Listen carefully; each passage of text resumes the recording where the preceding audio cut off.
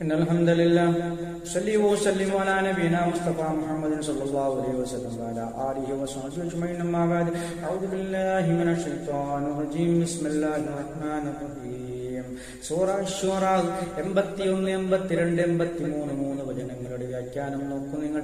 ഇബ്രാഹിം നബി അലൈഹി സലാം സ്വന്തം ജനങ്ങൾക്കും അതുപോലെ സ്വപിതാവിനും റബ്ബുൽ ആലമീൻ എന്നാണെന്ന് കൃത്യമായ റബ്ബുൽ ആലമീൻ ആരാണെന്ന് വ്യക്തമാക്കി കൊടുക്കുകയാണ്, വിശദീകരിച്ചു കൊടുക്കുകയാണ് മുന്നായത്തുകളിൽ. അതിന്റെ തന്നെ തുടർച്ചയാണ്. നോക്കൂ നിങ്ങൾ. വല്ലതി എങ്ങനെയുള്ളവനാണ് റബ്ബുൽ ആലമീൻ? യുമീതുനി, എന്നെ മരിപ്പിക്കുന്നവനാണ്.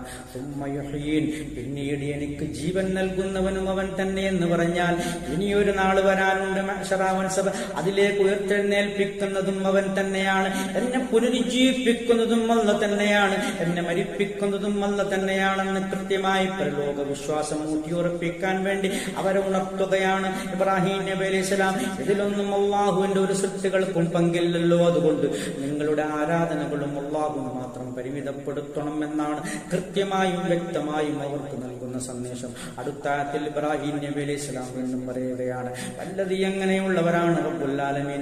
അത്തുമൗ, ഞാൻ ആശിക്കുന്നവനാണ്. എന്റെ ദോഷങ്ങൾ എനിക്ക് പുറത്തു കിട്ടാൻ, എന്റെ ദോഷങ്ങൾ എനിക്ക് പുറത്തു കിട്ടാൻ ഞാൻ ആശിക്കുന്നവനാണ് എന്റെ റബ്ബുൽ ആലമീൻ. യൗമദ്ദീൻ, ആ പ്രതിഫല നാളിൽ, ആ പ്രതിഫല നാളിൽ എന്റെ ദോഷങ്ങളൊക്കെയും പൊറുക്കപ്പെട്ട് എനിക്ക് കൃത്യമായ ആ വിജയം ലഭിക്കാൻ, അന്തിമമായ വിജയമായ സ്വർഗപ്രവേശനം ലഭിക്കാൻ ഞാൻ ആഗ്രഹിക്കുന്നവനാണ്. ഇതിലൊന്നും യാതൊരു തരത്തിലുള്ള പങ്കും അള്ളാഹുവിന്റെ ഒരു സൃഷ്ടികൾക്കുമില്ലല്ലോ.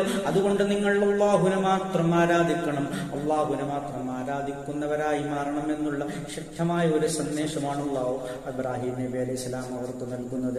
അത് കഴിഞ്ഞ് ഇബ്രാഹിം നബി അലൈഹി സ്വലാം ഒരു പ്രാർത്ഥനാ രൂപത്തിൽ ഒരു വചനമാണ് എടുത്തത്. റബ്ബി ഹബ്ലി ഹുക്മൻ, റബ്ബി ഹബ്ലി, എന്റെ റബ്ബേ നീ എനിക്ക് പ്രദാനം ചെയ്യണമേ, ഹുക്മൻ, വിജ്ഞാനം പ്രദാനം ചെയ്യണമേ എന്നാണ് ഇബ്രാഹിം നബി അലൈഹി സ്വലാം പറയുന്നു. വിജ്ഞാനമില്ലെങ്കിൽ വഴിതെറ്റിപ്പോകും, മാർഗഭ്രംശനം സംഭവിച്ചു പോകും. അതുകൊണ്ടാണ് വിജ്ഞാനം ചോദിക്കുന്നത്.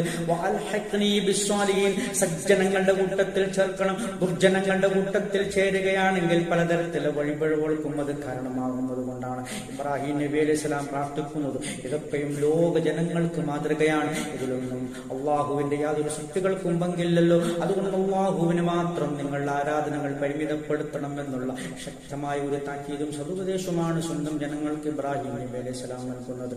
ആഖിറു ദഅവാന അൽഹംദുലില്ലാഹി റബ്ബിൽ ആലമീൻ.